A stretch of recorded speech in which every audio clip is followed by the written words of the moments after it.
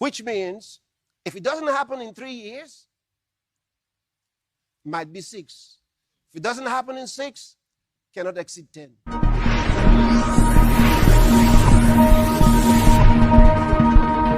Count it yourself.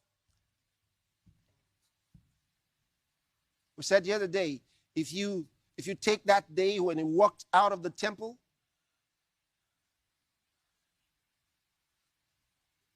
as 30 AD, some have said 29 AD. I said if you take the range of 4 BC to 2 BC for his birth, somewhere you will come to the range of what we said.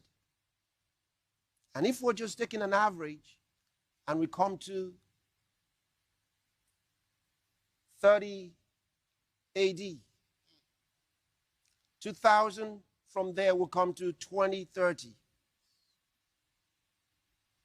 And from now, from 2020 to 2030 is 10 years. Which means that it cannot exceed 10 years before the man of sin is revealed. Because you have 7 years. Either after that, now here are the 3 options. 7 years, either after, or within, or across. Do you understand? If it is after, then you have, before he comes back will be 7 plus 10. That's 17 years. Before Jesus comes back. 7 for the tribulation.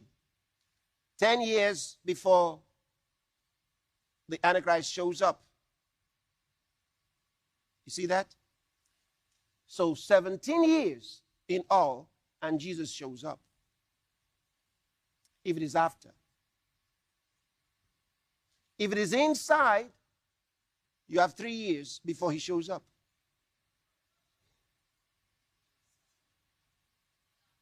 If it is across, you have 6.5 years before he shows up. But because 2020 has gone past 6 months already, you're in September, that means you have just 6 years.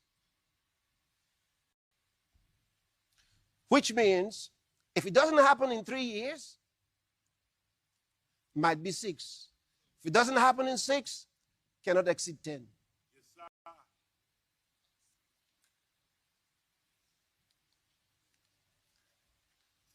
Cannot exceed 10. There have been lots of speculations by different people before. And if you have followed carefully the scriptures that I've showed you, you will understand immediately why it didn't happen when some thought it would. Okay? Because I gave you several scriptures.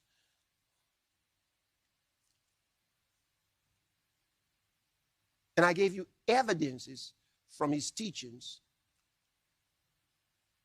and also direct prophecies for you to understand it's 2,000 years.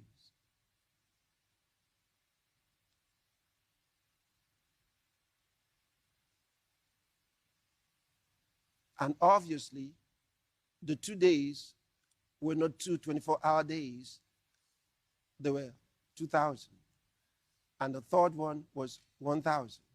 Because 3 days passed after the prophet spoke. And of course, the prophet knew that was not the time. You know. Yeah. So you look at the word, and you have more than enough evidence